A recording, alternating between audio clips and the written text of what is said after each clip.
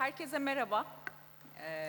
Rüzgar sektörünün Hello, everyone. This is the most important activity of Turek. This is the first day. As you see, we are here together with our partners. We will be talking about storage technologies and their alternatives. We will be also talking about hydrogen technologies. That's why we are here. When we talk about storage technologies in the world, we see that it is on our agenda. Why is it so important? Why do we talk about more about this topic? So we can only see the answer in the energy transformation, green energy and net zero targets that we have globally, and the net zero target that we have as a country. As you know, the renewable energy is our only path, and we have a unique capacity, and the capacities only be grown through these storage technologies. Storage technologies, well, today, as you can see, we have very valuable panelists and speakers. We will be talking about the alternatives, and we will be talking about all these solutions. First of all, I'd like to give the floor to Energy Center, from Energy Center, Mr. Hassan. He will be making a brief introduction to their work and in 2050 targets, net zero targets, and what does storage play? What is the role of storage? In this sense, he will be giving a short introduction. Thank you so much, Ezgi. Well, before I start my speech, I'd like to salute you with respect, and I'd like to celebrate the anniversary of our republic. As you have mentioned, energy storage is one of the most crucial topics of today. Well, we'll be talking about this topic. Well, I have a brief presentation. If we can please share our slides presentation, I'll be more than happy. Well, as you know, as Ezgi mentioned, the world is going through a climate transformation. The countries are taking action and they are making action plans, and a lot of countries have their net zero targets. As you know, we have 1.5 years ago we declared our net zero targets. That means we are working towards a net zero economy, and we're also partner affiliate with Paris Agreement, so we will be talking about these technologies. So these clean technologies, what do we refer as clean technologies? As you already know, this is all about renewable technologies, the wind and solar energy, and also we can talk about energy efficiency. There are a lot of potentials, electrification, and we will be also increasing the electrification in terms of decarbonization. This also offers us a energy efficiency. Of course, we have some other technologies that support us. This transformation, well, as wind and solar power resources, can and should be integrated more to the system. So we will be also needing battery storage and pumping hydraulic plants. So we have to facilitate these technologies that help us store this energy. Well, let me elaborate on that. Well, I need my presentation. Well, this is my brief introduction. As you know, in the discussions, in the debates today, we always see that energy storage plays a crucial role, and this is a very critical issue for us in terms of battery. Green hydrogen, or just hydrogen, Well, we have some optimistic topics. We have some optimistic attitude and pessimistic attitude in the sense you see on the social media, you see in the foreign press. There are people who are working in an optimistic way or pessimistic way. Well, I'm a little bit impartial about this. Well, these technologies are not controversial technologies. When we talk about hydrogen, when we talk about pumping and the solar and the wind technologies, these are all clean technologies that complement and support one another. So we don't need these discussions. Of course, the last word always belongs to the science. So we can see that the green hydrogen is in the world, it will be playing share of 10% in the world. For that reason, for Turkey, it will have important outcomes. In Turkey, as we have seen, the 15% of the energy consumption is met by green hydrogen. I still cannot see my presentation. Well, if you don't have it, I can resend my presentation. Let me share it once again. With your permission. Well, let me continue my speech. In terms of hydrogen, we will be talking about energy storing technologies. Lithium is one of the technologies that we widely discussed in the world. There are other technologies that are being used for decades. These liquid storage technologies are also being used. In the upcoming future, of course, we know that these will be developed for a long time storage. I believe that these batteries, liquid batteries, will play a crucial role. And green hydrogen is one of the crucial roles in terms of energy storage.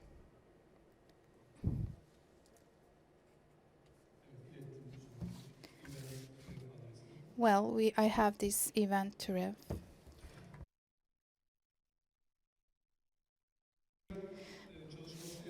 We have made some 2 hydrogen studies. These 2 hydrogen studies shows us one thing. Hydrogen is something that's producible.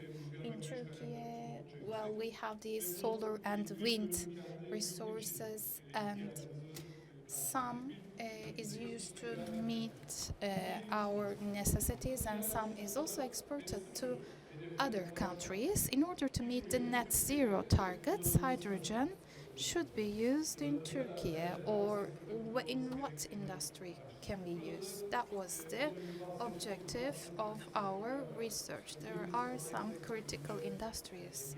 For example, in the main industry, we believe that hydrogen will be used. As you know, hydrogen is being used. Currently, it's being used. It's nothing new. And we can talk about 400,000 of tons of hydrogen is being consumed in Turkey, in chemistry industry. And it is an industry, it's a technology that we can use, we see. And it is being used. Most of them is the fossil fuels. It's produced by fossil fuels, and it's the green hydrogen is just the small size of it. Well, green hydrogen is being used in transportation, in the industry branches, and in the electrical industries. They are widely used. So green hydrogen has an advantage. When it's connected to the systems, it also contributes, to the energy systems when the wind and solar energy is high.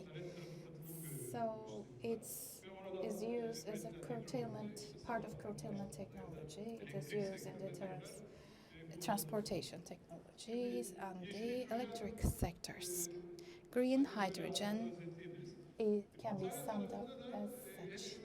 In terms of batteries, well, we can talk about lithium. It's a priority for us. It is a technology that's being developed in the world. We have different forms, different density of the energies with different resistance and resilience and different costs is being offered. Well, it is one of the most favored projects. Apart from lithium, flow batteries is one of the most important batteries in terms of storage. Well, we have to work on that part too, and also we have sodium sulfur batteries that also yield good results for us. In terms of batteries, of course, in my presentation, there are some key points that I'd like to share with you. There are some critical minerals, for example, with the electrical vehicles that is currently in our lives. We can see nickel, cobalt, and manganese. So all these lithium batteries that have these elements, we are providing these from some certain countries, like such as Congo, Chile, China. Well, in the sense, demand, demand and supply can be an issue.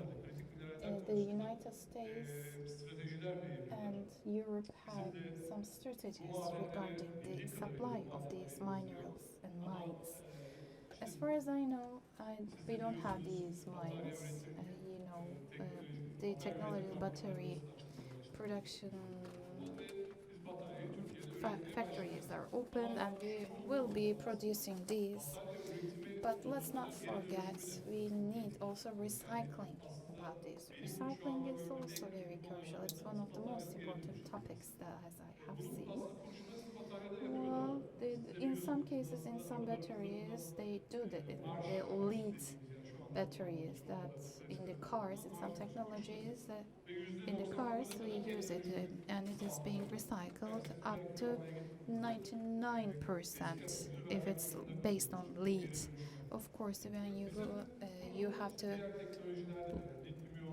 to hand in the previous starter battery in order to recycle it. We have some critical applications. Of course, I had so much more in my presentation. This is just my brief introduction, and I'll be spending more time on elaboration of my presentation. Thank you so much, Mr. Hassan. Well, I also support the work of Shura, and I also follow the declarations and reports that you issued in terms of in the prospect of 2050 net zero targets. So this is really important. Let me emphasize that you mentioned the importance of storage. Yes, lithium is really important and it's really actively and densely used storage technology. So I would like to address my question to Mr. Emrah. And as Maxan, you are producing the solutions regarding these storage technologies. Why lithium-ion as a storage technology? Why?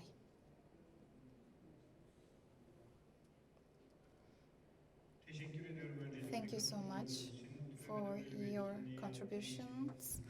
Thanks to Turek. Thank you so much. Why lithium-ion? The answer The answer lies in comparison benchmarking with other storage technologies, starting with the seconds. And today's, this is an easy storage way that is compatible to all products. So this is why it's favorable. It's not just about the energy storage technologies. In our research and investigation studies, we always use it, and you see the mobile phones and all these electrodomestic devices, you can see that it's used. So it is one of the technologies, the storage technologies that is widely used.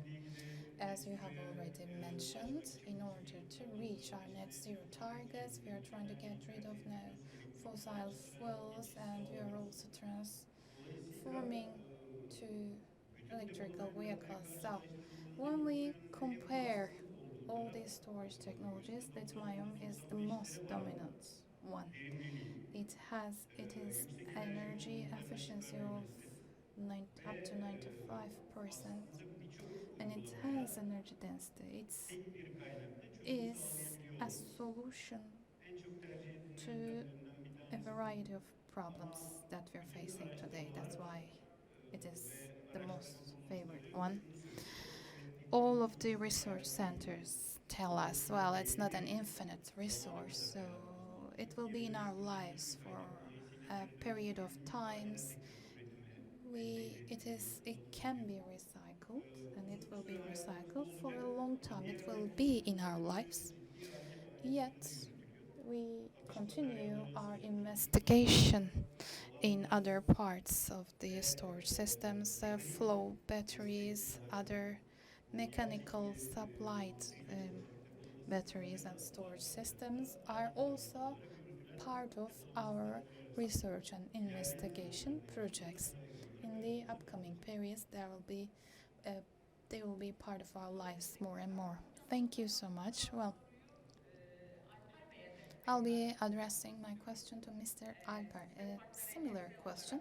As partner EGS, you are also operating in the field of renewable energies. You have your projects and works in this scope. So why lithium is chosen? We have seen, as Mr. Emrah explained us. Well, let me address the same question to you. Why lithium-ion? Lithium-ion is the most used type of battery. What are the possible risks that we are facing with the usage of lithium-ion? If you can, if you can share my presentation. This is not my presentation.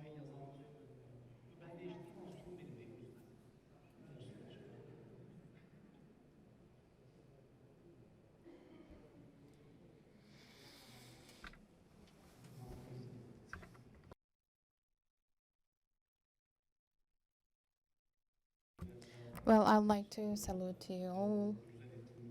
Thank you so much for organizing this beautiful event, especially to Turev, and thank you so much for your efforts to. Thank you, Mr. Ufuk, and thanks everyone. We are having a great congress today. Well, I don't want to repeat what Mr. Hassan says. Well, there are some figures that I'd like to share. These numbers are based on the recent reports. There are some topics that we all agree. Of course, renewable energy resources are our will be our basic and main energy resources, and we are speeding forward to that target, and we have a lot of things to do. It is just a means, and one of the other things that we agree upon is the integration of these systems to the renewable energies. We have a lot of problems that we have to resolve in terms of distribution. These problems, well, so, are the problems that we are not discussing widely, but we will be feeling the pressure of the problems in the future. The system needs some support parts, support points in the frequency of the system has to be supported, but there are some challenges that we're facing in this sense. Then there are some means that we have to solve. One is storage, and the other one is managing these resources in a smart way. Energy storage systems will play a crucial role. As you know, the balancing the imbalance production is also a necessity, but at the end of the day, we have to use the right technology to solve the right problem. In terms of storage technologies, in order to respond to your questions, energy storage systems can be divided electrochemical, chemical, and also according to the place of usage. The thing, the systems that we are using is about there are some parts that we have to use in the network. It is also about the load, and we have to distribute the load in a balanced way. This is also technical part, but the energy cost has to be diminished. And in terms of transmission, we have to see the necessities, and we have to meet these needs. Well, it's a long duration systems. Long duration storage systems are needed. Also, when we need the network needs, we have to find other solutions. So why lithium ion? Well, just one answer. First of all, it's a commercial common technology. In terms of cost, it is a cost-effective solution, and it's applicable. And second of all, it is one of among the all commercial technologies, especially in the times that when we have to respond quickly. For example, like a frequency support, it is one of the technologies, the basic technology that we can use. As you see in the graphic, the density of the energy is important. Well, in terms of energy density, we see a high cost, but in terms of power, it is a good solution. So lithium ion technology is one of the best solutions that we have so far. Well, it doesn't mean that the other technologies fall behind. No, that's not true. Alternative technologies play a crucial role. For that reason, there are a lot of research and investigation studies all around the world, and flow batteries are also commonly and widely used. In the upcoming periods, we will see some hybrid systems in long duration and short duration batteries in the following periods. In the storage markets, this is based on the report, an actual recent report. In the world, there are storage systems. There are pump hydro storage systems, and as you see in the share, the rest is lithium ion, and the rest, a small slice, is divided into the smaller pieces. Sodium sulfur is, for the last 15 years, it's being used. As we have said, one of the reasons that it's not commonly used, it's not feasible, it's not commercially scalable compared to lithium ion. For that reason, it is clear that we will be using lithium ion as the most rapidly applicable technology. As you see in my presentation, this is a graphic based on the recent report based on the studies of international energy agencies. China is a leading country when compared to other OECD countries. In the upcoming periods, we know that it will be exponentially growing. The thing that we have to discuss here is the part that's yellow, this orange parts, the orange parts. The dark orange is the utility scale, and the light orange is the behind meter applications. Behind the meter applications, when we compare in the utility scale, they are falling behind. Even they are falling behind with the new business models, with the usage of technology, with the distribution technologies. We will be seeing more of the light orange parts. It will play an exponential growth in the future.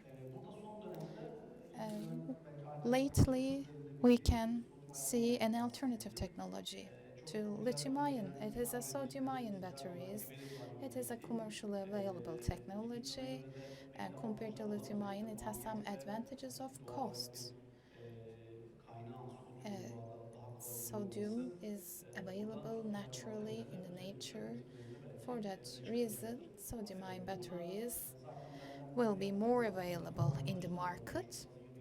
Uh,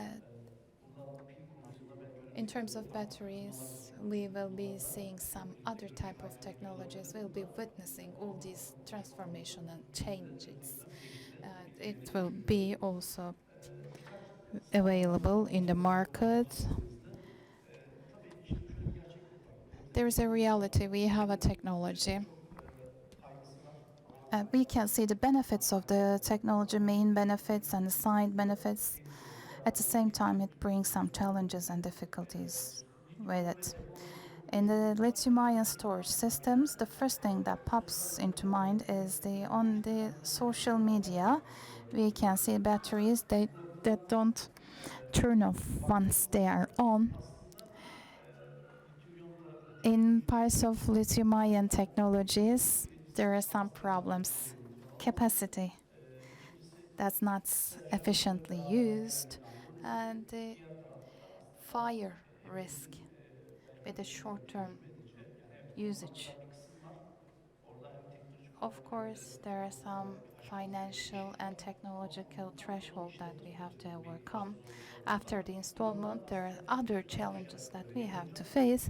We will go through it. We will overcome all these challenges together, but we have to consider all these risks and we have to take the precautions. Well, let's take a look at the architecture of the systems, battery, and we have these power electronics, power equipments. It transforms from DC to AC, and it is being transformed to net. There are a few main equipments: battery, PCS, and the management system of the battery. Together with the PCS, there is a local power source. Together, we can see to maximize the power.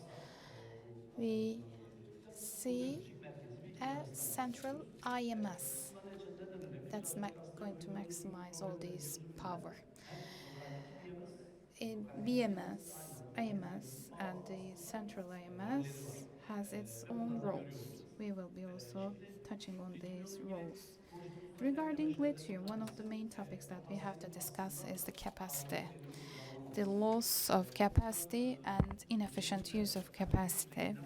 In terms of package, we need an optimization. If we do not achieve this optimization, whichever battery is used, you cannot yield the results that you would like to have. For that reason, local BMS and advanced BMS plays an important role. But it is also interesting. We have to see these terms. In the BMS on the package, we can see where we have to provide that it works in an optimum, most efficient way in order to gain the most effective results from the batteries and prevent the problems, possible problems that we can face. Of course, if there is a thermal runaway problem, we have to prevent the thermal runaway problem. We have to provide a conditioning method. Uh, when we talk about these storage problems, for part of batteries, we have to talk also about the engineering part. Engineering part is one of the most important parts. Packaging is all right, but after packing these batteries, we have to locate it correctly. We have to establish the cooling systems correctly. If we cannot maintain the temperature difference, so it may lead to thermal runaway. There are a lot of solutions that we can provide, but local AMS and BMS is the leading solution parts. In order to prevent all these thermal runaways, we can use these measurement of these temperatures. Maybe it is possible. It's possible in this regard. There are some components, main components in the BMS on part of battery, PCS, and we have local IMS. Depending on the producer, of course, they call it power plant controller or EMS or battery control systems is more reasonable, maybe sound more reasonable to some. It facilitates the structure, operation of the structure. Maybe one thing to highlight could be it is a rapid technology, commercially scalable, available technology. There are some precautions we have to take, the right type of engineering, but in the end, system works. Our expectation is using this technology for a decade in the most reliable way. The value in order to monetize the system, we need a central management system. We need to also consider the security precautions and maximize the profits. This is the other point that I'd like to highlight, and thank you so much.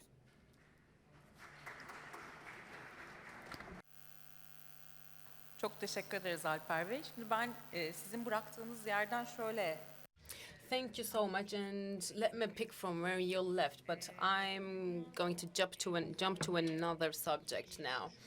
Looking at the global developments, I see that the green is on the rise, but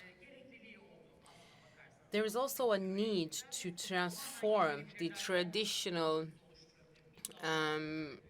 energy facilities. But then can we go for such a transformation with all the facilities? Can we make the traditional facilities turn into the facilities of the future? Can we make them green? And then, I mean, if you want to transform into something green, then it's going to be all about storage. But then we get to the risk factors. What are they? Like, the capacity is limited.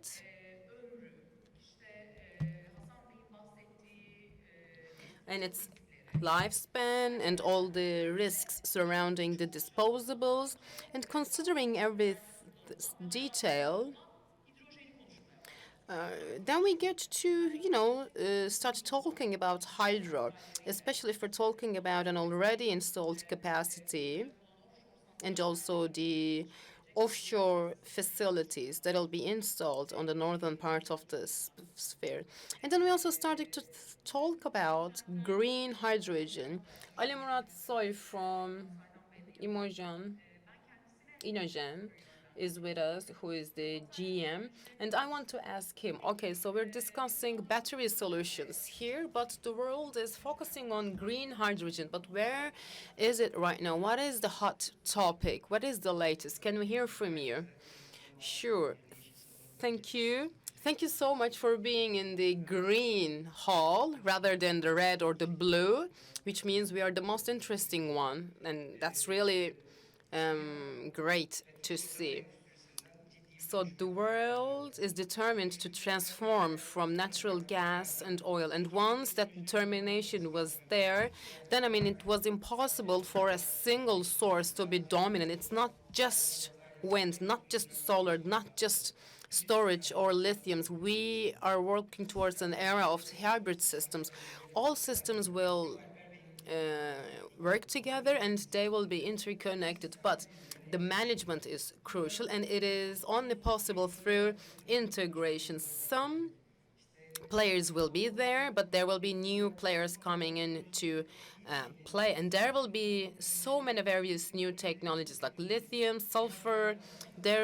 I mean, these are all worked on right now around the globe, and I am so fortunate, so lucky that I am at this great company, but we have great universities with incredible R&D facilities, and I am actively managing one R&D center of a university. And hydrogen, yes, it first came out quite utopic, but I mean, all my postgraduate studies were on hydrogen, and it wasn't a trending topic back then. But when we established our first company on hydrogen, we realized we could never make any business, so that's why we switched to solar. That's how we moved on with our business facilities. But renewables and hydrogen, it is getting more and more crucial. And you asked about hybrid facilities and also building capacity. And yes, I want to talk about all of that. But I also want to talk about the latest with the global ecosystem of the hydrogen. And I want to tell you about what we are doing in our country as well. So looking at Turkey's situation with hydrogen, I mean, efforts didn't start just yesterday. UNICEF actually was established by Nejat Veziroğlu in Turkey. The UN Hydrogen Center is what we are hosting in our country. But then since the establishment, our country and then the entire globe went through a lot of changes, trends changed, but we are a team of 1,200 and we're building hybrid facilities to build capacity. And you're looking at all our own facilities. We commissioned facilities with more than 160 megawatts, and we already have an installed capacity of 2 gigawatts, and we are going to do a lot more. And we are great partners with GE, and we are working on renewables. E22, the Spanish company, we're working on flow batteries, but the NA-iron batteries, yes, I want to see the introduction of those batteries, but unfortunately the world is not ready for it yet. Plus, we need even further efficient solutions. Why? Because the cost, the expense is not like the lithium-ion batteries yet. Yes, we're working around the clock for it, and we're also working together with ITM and Adalian. I think it's been a partnership of 14 to 15 years, and we're still working on huge investments with ITM, and they are great technology producers. I mean, yes, we just started to talk about this technology, but remember what the economists did back in 2003. Look at the cover page. The economists said it's the end of the oil age, and then everyone started to talk about and think about alternatives. Let's go back even further. Let's go back to 1874. In one of his speech, he said, "Hydrogen is the coal of future."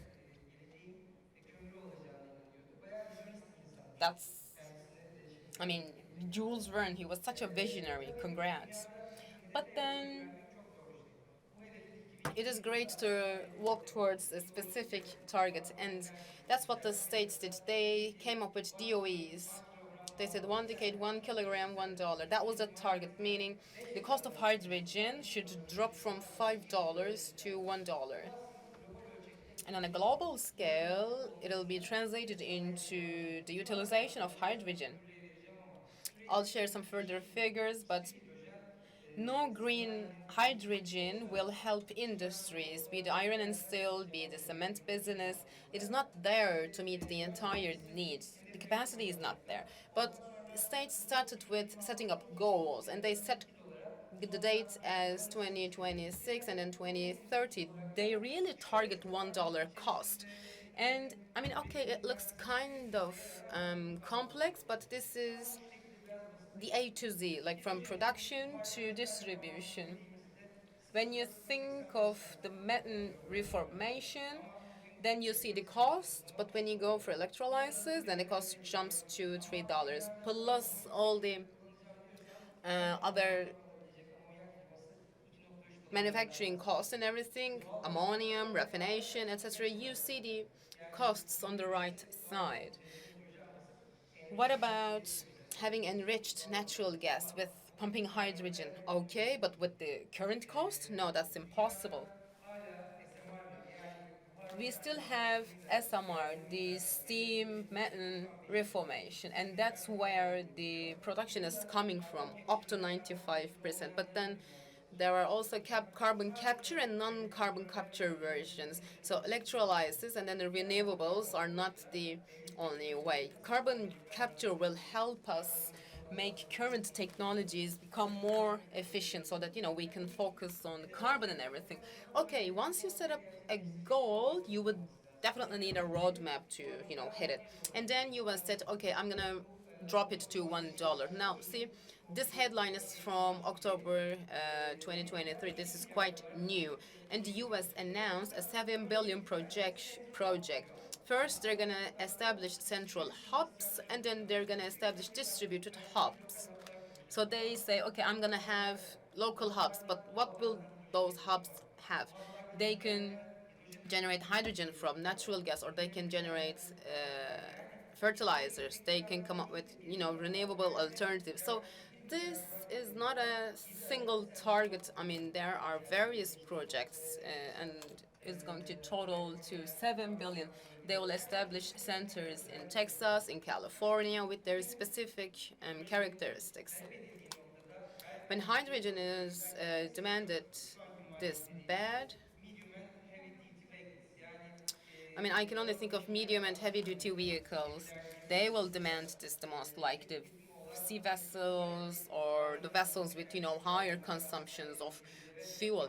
Maybe this sort of an efficiency would benefit medium to heavy duty vehicles. But what about the rest of the industry? What about iron and steel? What about ammonium? What about energy storage? If you want to cover these areas as well, don't just try to keep up with the prices. Come up with the proper regulations, come up with the proper laws and put them into effect. Remember what Europe did? They came up with the Green Deal, or taxing emissions and everything. When industry is here, they refrain from it. They don't like such announcements. But thinking of the reaction of hydrogen, you see the voltage equivalence. And there are two electrolyzers. One is alkaline and the other is PEM. Alkaline dates back to 60s. They are very common, and technology is quite major. Giants are working on alkaline electrolysis, but the alternative is PEM electrolysis, and they both have their advantages and disadvantages. But PEM is open for improvement and development. They're working with membranes. Operation is easy, simple. It is responsive. Like, you can have real-time responses with PEM electrolysis. What if we lived in an ideal world? Then we would have no loss. You can see the graph there. You can see how you can produce hydrogen, but we're not living in an ideal world. So efficiency continues to be at the top of the list. Solid oxide is a new good alternative, and the efficiency can jump up to 80%. And in electrolysis, we have three alternatives to drop cost. Renewable. Why are we emphasizing renewables? Because we want to reduce the cost of electricity as well. The cost of electrolysis while in operation. But then, of course, you have to reduce the entire investment cost as well. And then looking at the cost, you see STEC is at the 50%, and then the balance of the plant has this share of 31%. But then, of course, power supplies like the DC converters or like inverters, we have some power cells and everything. This is how the system cost breaks down. So you see such a cost, and then you will immediately think like, okay, we have to do a lot more with the balance of STEC. So looking at global projections, I mean, you can see the reflections. If you want to reduce electrolyzer costs by 80%, then I can tell you that it's possible. So this roadmap is plausible. This target of $1 is possible, because when you do what's necessary, then you will definitely reduce cost. You will increase efficiency. There will be new chemicals that can be used for cutting edge catalyzers. You can ramp up the power. You don't have to rely on the wind capacity. You can, merge it with solar, etc. So, okay, there's a strategy. And step by step, they're gonna become the reality. You can see the figures or like the commercial figures. I'm gonna skip it so that we can take a look at the current picture. But before that, let's focus on the global pictures. You see the capacity is on the right. We're establishing this gigabyte capacity facilities and everything, and we are coming up with many different projects, but we are not dreaming. We have great partnerships, and ITM went through series of challenges while establishing their own facilities, because it's not just all about equipment or components and everything. You would need HR, you would know how to manage your supply and demand side, and it doesn't happen overnight. But the fact that there are global investments makes us hopeful for the future. So the electrolyzer need will be huge in the future, but by 2050, the Linden or other company projections say that the supply cannot catch up with demand. So that's the reality. And there are two electrolyzers, and let me tell you a couple of things with two types. One example is from the Siemens Slicer series. There are 14 models making up to 730 kilowatts, and then the ThyssenKrupp 10 megawatt alkaline one is also good. And you can see the cost. The AE type is hovering around $1,350 right now. But what is the situation in Turkey? As Mr. Adnan and many names, important names from the academia know that the works and studies are very serious. In technical universities, I can tell you that we've carried out numerous power cell studies, and we've received millions of grants from international institutions. And we've established great R&D centers, and we have great institutions like ASPEL or TÜBİTAK. But, okay, you're looking at MEA right now. When you say electrolyzer, this is what it's all about. Anodes, cathodes. This is how the structure is. Of course, we need to develop news. Membrane. The entire world is using this DuPont membrane, and you cannot even buy it in stocks because the SSV former president was under embargo, so you cannot even buy polymer that is a white. Well, then what are we going to do? Produce your own polymer. There are great developments, but we need to do so much more. For example, graphite is a great development. Or catalyzer, it is more expensive than gold. Then you need to come up with a budget-friendly alternative. So there is this science side of the business, and working with university, we know that we are very fortunate, but there's also a commercial side of the coin. Remember how we came up with models for unmanned aerial vehicles. And we're talking about buses right now. Back in 2010, we were at the UN Hydrogen Center, and we brought two combustion engine buses, and then we came up with hydrogen bus projects. This was a trend back in 2000s, and then it came to a stagnation. But let's be realistic.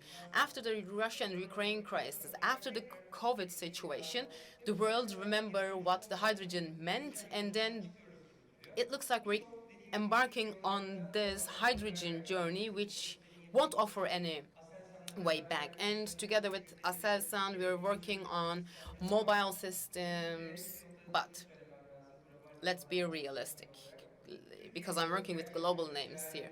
In Turkey, we need to produce an electrolyzer that can be used for commercial reasons, and this will require at least 5 to 6 years. But only in a scenario where you have good and healthy economy, where your conditions are right, then, I'm talking about 10 years of time. I'm talking about a decade here.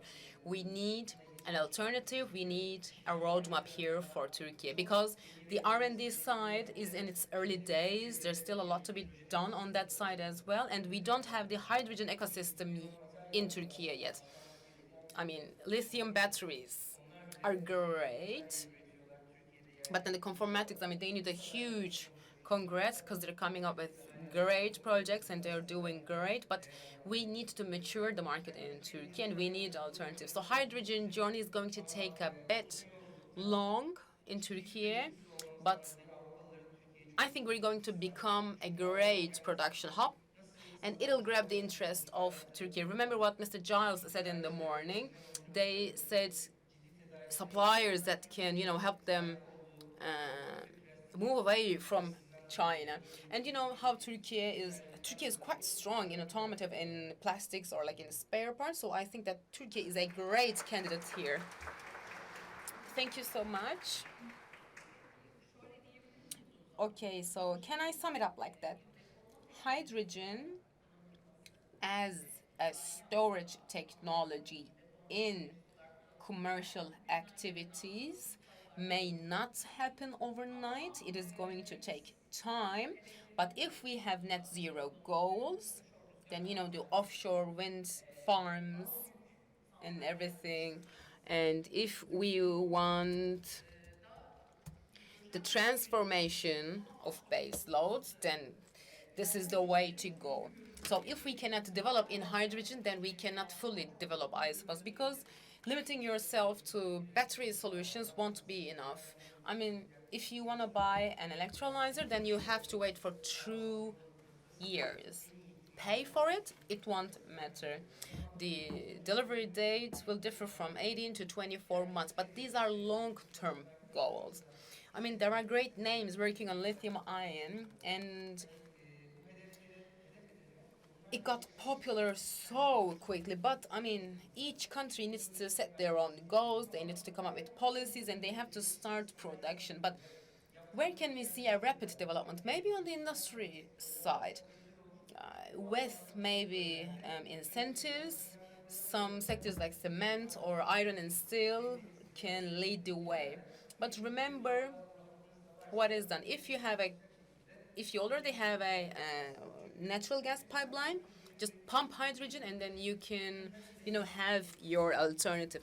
Because right now, the furnaces to burn hydrogen is very limited too. But where does the globe going? The world is going for an omni capacity way. We're gonna see alternatives, we're gonna see different storage means, and there will be different areas of use, solar, offshore, everything will be combined, and all of them will be integrated. So, decade. It might sound too long, but take a look at Europe. Take a look at RWE. They are commissioning 100 megawatt, 200 megawatt projects, and these are leading projects, but then, like, again, even this capacity is limited. Okay, thank you so much for this answer. So we're focusing on wind. Why? Because we're at this wind congress, but the interest is on batteries, and it's a huge interest. And just like the chairman of the board of regulation of energy markets, we need capacity. In the last year, of course, new capacity was commissioned, but the more energy generation facilities are commissioned, the more storage facilities we're going to need.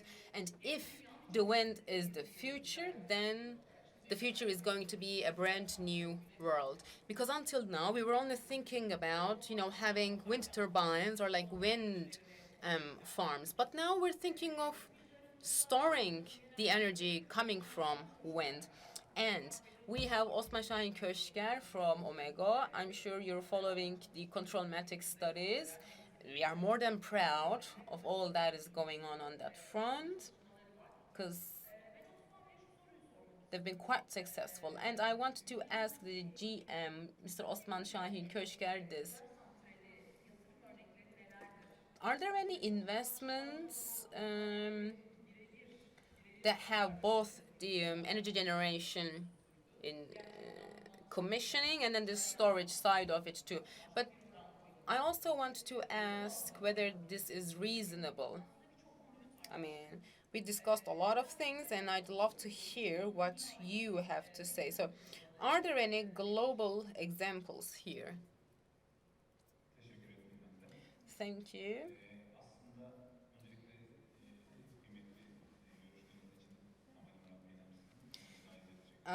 Thank you to all panelists for their great um, views. Yes, storage is the hot point now, hot topic now. And panelists already discussed various sides and parts of storage. Okay, wind, solar, they are like the most two popular things in renewables. There were applications, licenses were granted, but at the end of the day, nothing, like no project is like realized or like commissioned yet. So, okay, let me go back to your first question. I mean, now that we can see Mr. Hassan's presentation, well, I'll take the stage. This graph, this table shows you why lithium, why this, why that. But just like Mr. Murat told us, one of the most important issues is forgotten. We need a mature technology. We need a proper supply and demand cycle. The world didn't just wake up one day and decided to go with lithium. There were like studies that had been going on for years. But what about the facilities? What about the production side? What about lithiums or like the cells? Okay, then what about the mines? What about recycling, raw material supply? This in total costs like a $200 billion globally. And I mean, we cannot say like, okay, let's forget about lithium. But I mean, all right, we may abandon lithium, but not everything is going to, go to waste. There can be like adaptation or like compatibility, this, that, but it'll also require additional investments. There will be like a trial phase. There will be like testing it on the field and everything, and different challenges will be brought about. I mean, don't we still have zinc carbon batteries, right? There is this habit, and the habit is still dominant in the market. So I think lithium will be with us for the coming years. It's not going to be abandoned that quickly.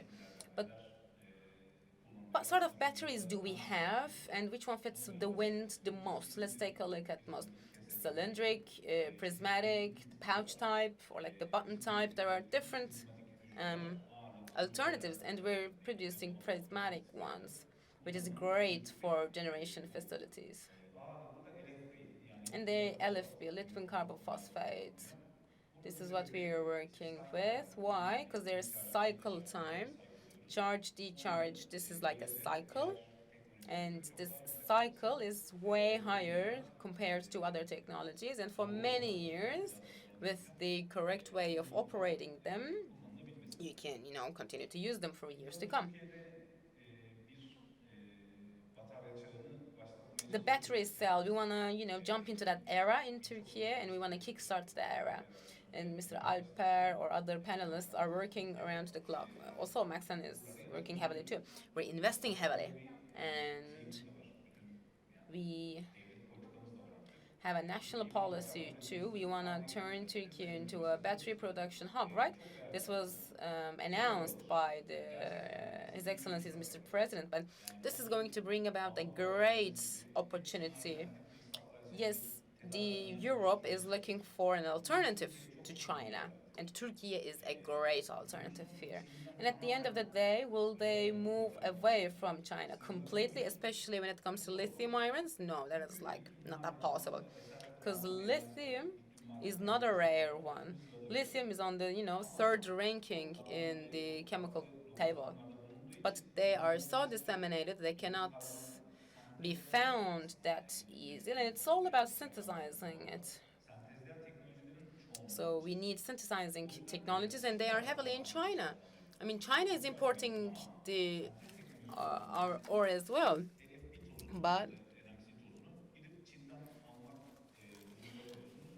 you don't have any raw material. I mean, we don't have the raw materials, so we're importing everything, the ore and everything. The cylindric facility received an investment. Silo, Ford, they are expected to invest. But on the cell side, I think they're going to have some future investments too. So what do we need for wind? Let's take a look at that too. Okay, so this is a battery cell. We're producing this.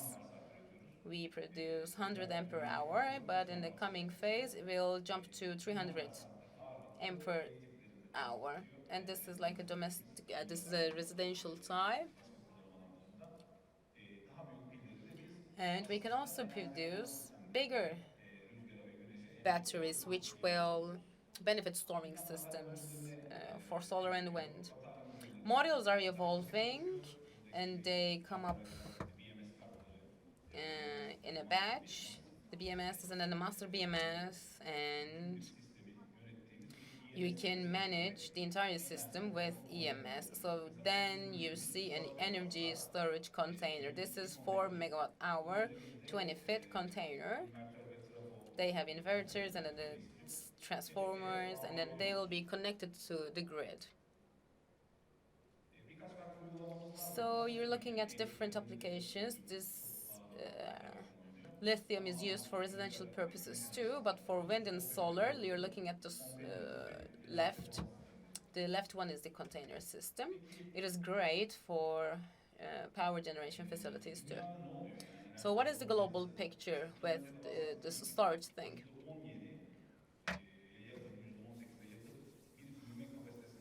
The growth capacity hovers around 17%. Why? Because it is heavily invested. And we expect a longevity in supply and demand. And like I said, lithium iron phosphate will be with us for the years to come. But then the Turkish picture is a bit different. I mean, I don't want to call it different, but I mean, the development was, kind of unique. Wasn't the same with the global. Storing solar and wind received approximately 300 gigawatts hour of applications, and the pre-licenses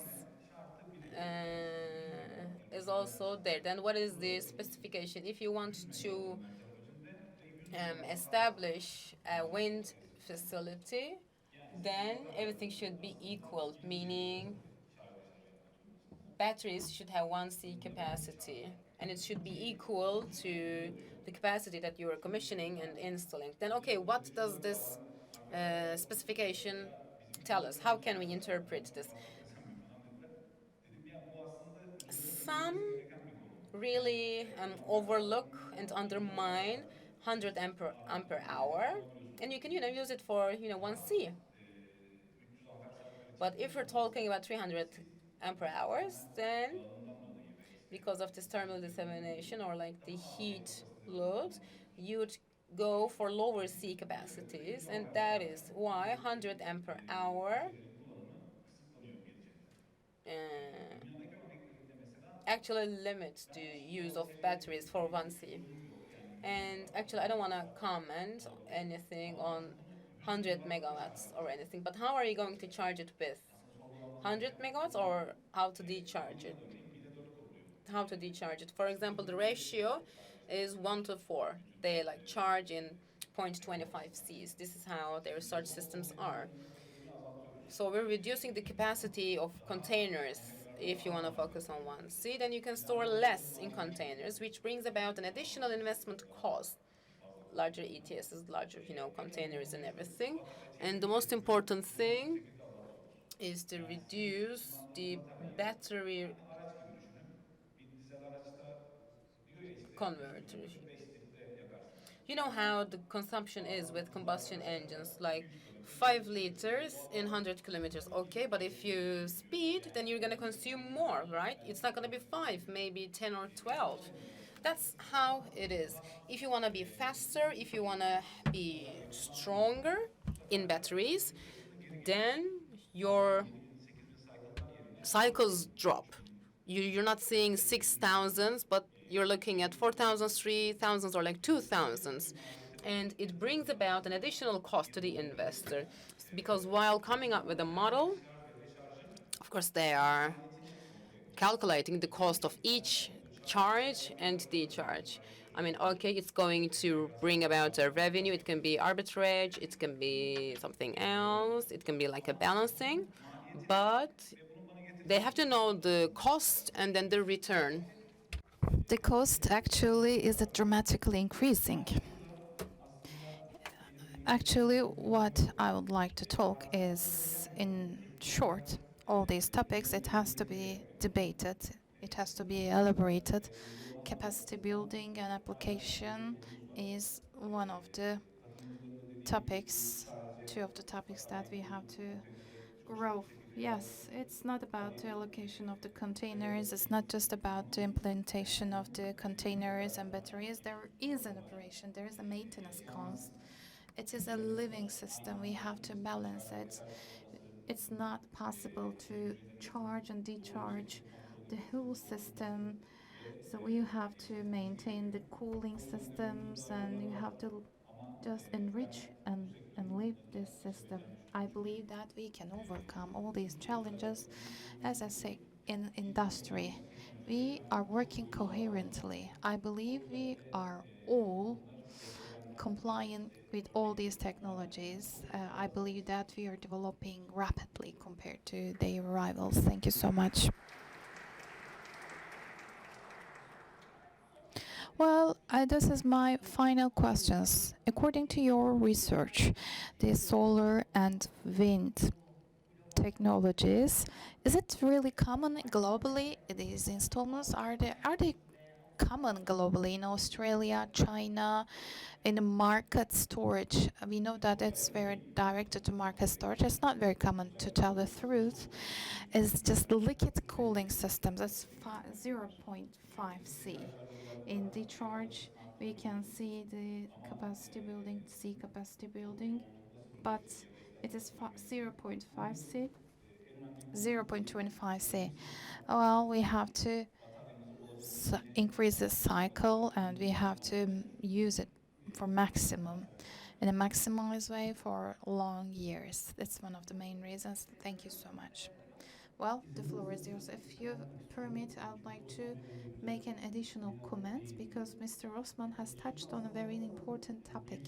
Well, 1C, 0.5C is a very important topic. Maybe we have to talk about in the controls of primary and secondary controls. What is the capacity that we're using?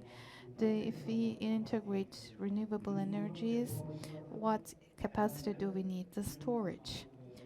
Basically, why do we need these renewable energies? In terms of allocation of the electricity, we have to facilitate these energies in primary and secondary to some.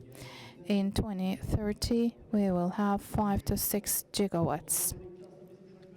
Well, our work is when we arrive to 2030, to maybe it's 5 to 6 megawatts per hour.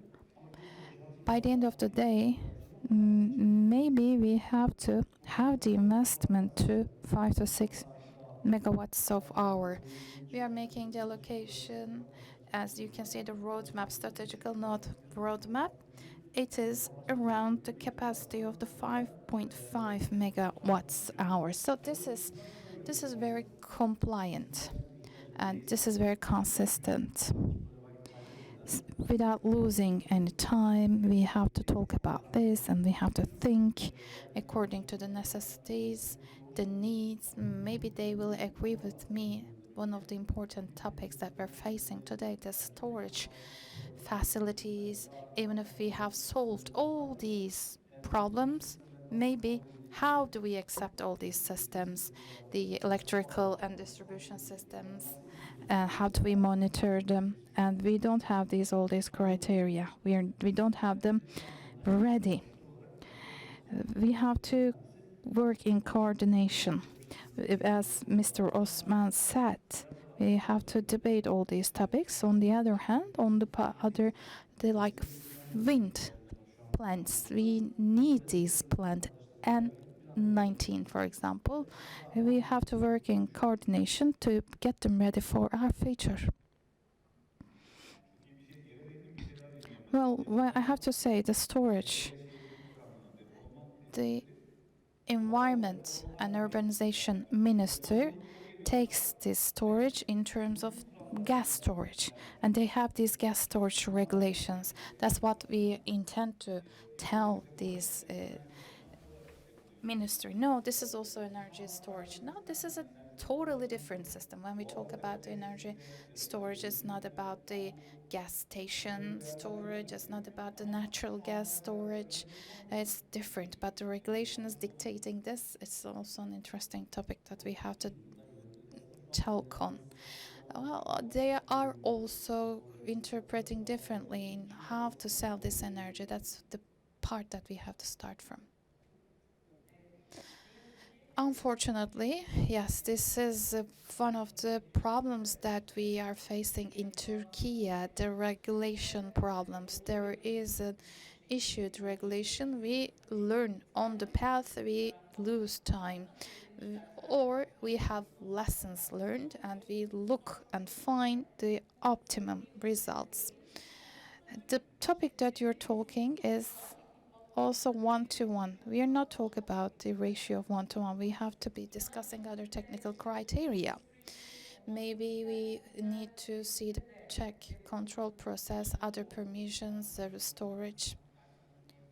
This is the regulation. The main story lies in the technical details. Then we have to establish the regulations. It's not just about the state organizations, also the private organizations, institutions also is a player, because with the government institutions are also open to collaboration and exchange of the ideas in many platforms.